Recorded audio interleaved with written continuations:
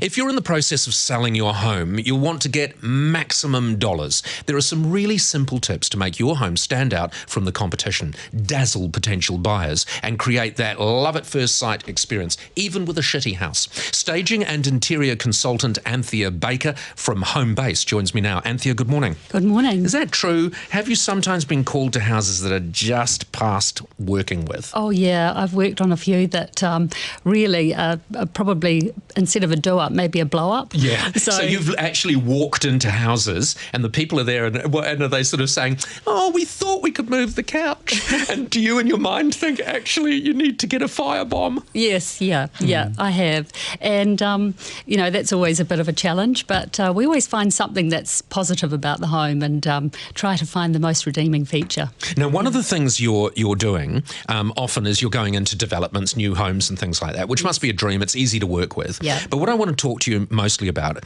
is people who have their house, they want to sell it. Maybe there are people listening to us now who have had their home on the market for a while and they've seen homes around them moving. Yes. How important is how the home looks to a buyer? Well, everybody buys on emotion when they're buying their own personal home. So really important to have that wow factor. So somebody walks in the front door and just can imagine themselves and their family living in that home. So say if somebody has been living in the house for 20 odd years and they've got junk and clutter and things everywhere and they just can't really see it anymore with fresh eyes.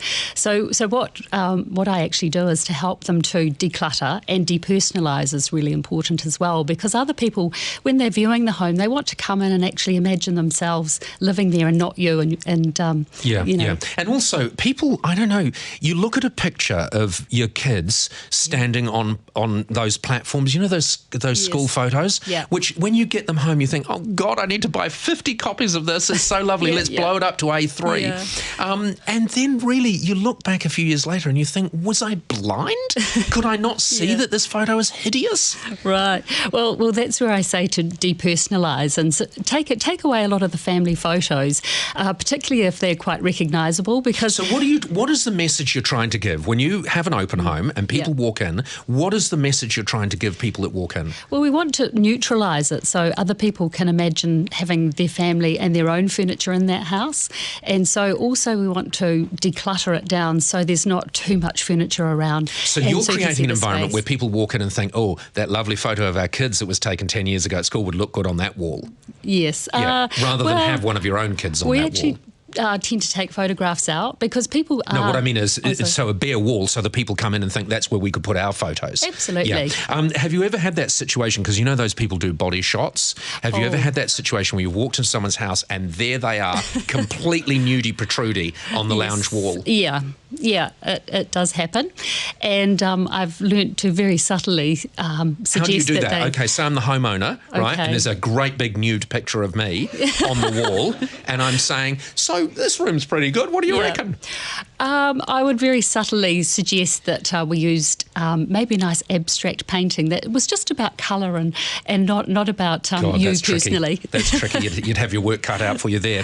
We're going to go through the biggest tips for people in just a moment.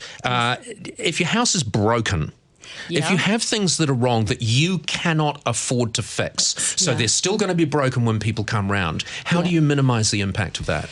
Well, I would suggest to work on the key areas of the home, like around the front door where people are entering the home, because people make a decision on whether they like that house within about the first 5 seconds of being standing at the front door. So those first 5 seconds are really important. Really important. So make sure you spend any money you've got or any time or energy, in that front entry. Okay, you've mentioned some of these already, but these are your top tips. Number 1, declutter. Yes. Number 2, depersonalize. Yes. Number 3, clean everything, including windows, within an inch of their lives. Absolutely. Can you believe how some people think their house is ready when it's dirty?